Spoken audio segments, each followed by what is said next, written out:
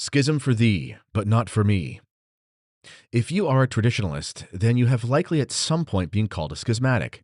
Perhaps you said you wouldn't attend a Novus Ordo Mass, or maybe you said that since Vatican II was called a pastoral council by the popes who oversaw the thing, we don't have to take everything written in the documents as de fide.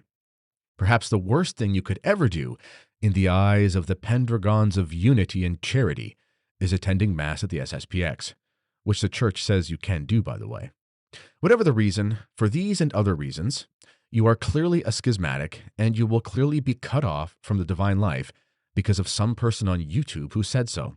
You see, for the gatekeepers of church unity, who happen to have YouTube channels and aren't official representatives of the church at all, you must submit to their opinions, or they will make corny reels and t-shirts talking about how much of a mean jerk you are for not agreeing with them. This is, of course, after they themselves don't attend Roman Catholic masses, and if are in the mood, might hang with some ortho bros because of a moral impossibility that only they have, but of course no one else does. Given that those of us who will not accept the revolution of modernism in the church are clearly damned to hell, we would be wise to investigate into what schism actually is, so at least we can know why we smell sulfur when we arrive in Gehenna after being condemned by the keyboard warrior magisterium. Even though I am clearly a schismatic, much like most of you, I still think it is worth reading documents from Catholic saints, even though I am of course not a Catholic because I was told I was a schismatic. Considered the greatest theologian in the Catholic Church, again, the church I was kicked out of due to being diagnosed as schismatic by some obsessive weirdos on YouTube, St. Thomas Aquinas has a lot to say about schism. Since we have all been labeled schismatics, let's see what we are guilty of. In the Summa Theologica, which is a summary of Catholic theology written by Thomas Aquinas, he says the following, quote, "And so the sin of schism is properly speaking a special sin by the fact that one intends to separate himself from the unity effected by charity, which not only unites one person to another by the spiritual bond of love, but also unites the church as a whole in a unity of the Spirit." End quote. This gives me great comfort. It is clear in the way the schism police have engaged in backbiting, detraction, calumny, and name-calling that they are obviously imbibed with a true spirit of Christian charity and unified in the Spirit of God. Clearly, it is those of us who want to honor the legacy of every saint who ever lived for 20 centuries and be like them, who are filled with a spirit of schism for wanting to not be not Catholic. I think. That makes sense, right? Anyway, I am probably not understanding. Let's see what else Aquinas says. Quote, "For the particular unity of individuals with one another is ordered toward the unity of the church, just as the composition of individual members in a natural body is ordered toward the unity of the whole body." End quote. This makes perfect sense. It is so simple. Because these people have called us all schismatics, even though the church doesn't, then it is really our fault for making them think we are, because we didn't ask their permission, or no, it's because we think they are Catholic and we are technically in the church, but really we aren't in the church because they don't want anything to do with us, but that's our fault. I'm confused. Anyway, back to St. Thomas Aquinas. Quote, "A schismatic stubbornly scorns the precepts of the church and refuses to submit to her judgment." End quote. Okay, that makes sense. For example, the church has judged that the SSPX is in the church and that the priests and bishops are under no penalties, and we submit to that judgment.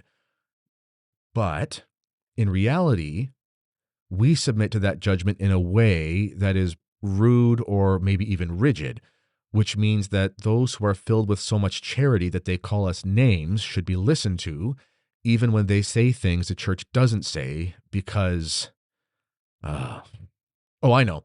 This is a test from God, and the anti-trad schism nutjobs are actually prophets, and they have some sort of special charism from the Holy Ghost, where they can judge us differently than the church, which is fine, because we're in schism, because they said so, and they're not.